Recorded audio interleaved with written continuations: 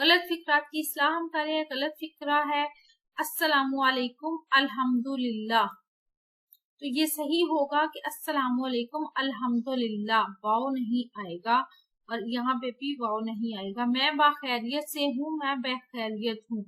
दर हकीकत में वो अच्छा है, दर हकीकत वो अच्छा है, या फिर इसका आएगा कि हकीकत में वो अच्छा है। दर और मैं एक जगह पर नहीं आ सकता, ठीक है, दोनों का एक ही मीनिंग होता है। दरअसल में वो बहुत बुरा है, ये भी ऐसा ही आएगा।